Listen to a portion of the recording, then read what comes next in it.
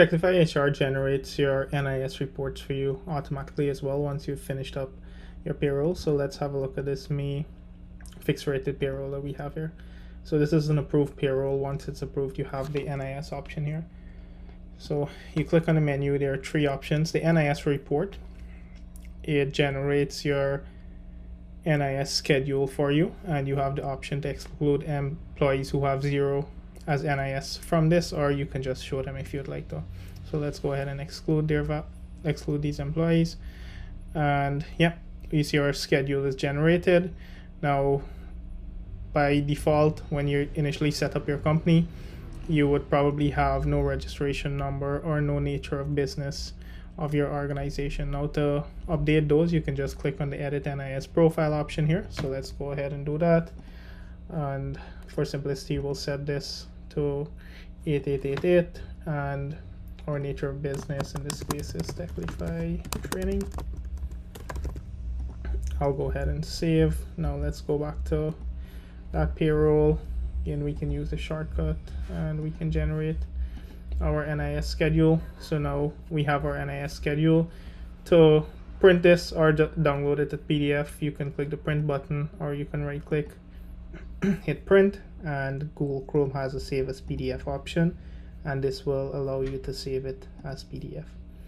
Now if we take a step back onto our payroll, you do have two other NIS options. So the second one, well, the third one rather, is your NIS file, and this is your NIS TXT file that you would generally submit online to NIS. So let me go ahead and download that, and I'll open it. So you see the name of this file is in a specific format, and this is as required by NIS, and then it has your employee information, and these numbers are basically their salary values, NIS values, etc., in a format required by NIS.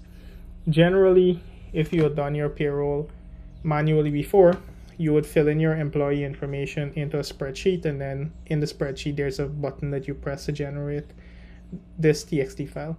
However, in Techlify HR, you can just generate this file.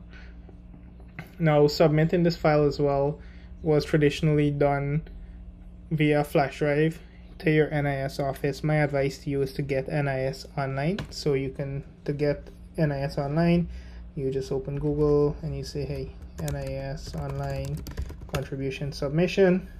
You'll see this site come up. If you open here, there is some guidance on how to register or login. So this page will give you clear guidance on how to register or login, and you basically just create a new account. It usually takes a day or two.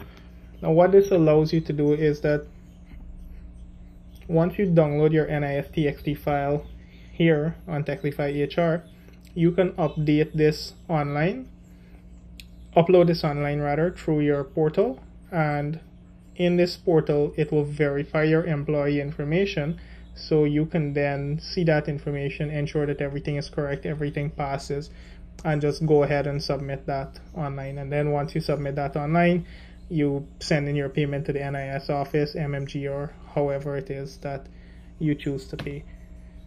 The final option on the NIS menu is the NIS export.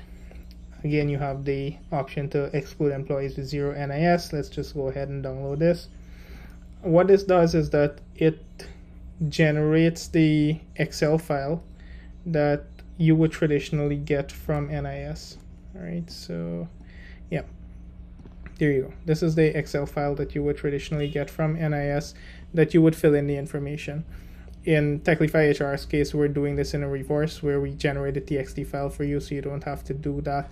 So this file, for all intents and purposes, just serves as a reference file if you would like to review this information and data in the file. That is all this file is for. There is really no use, because this is not the same as the NIS file that you use to generate your NIS TXT file. So this is how you'd manage your NIS reports and TXT file in Techlify HR.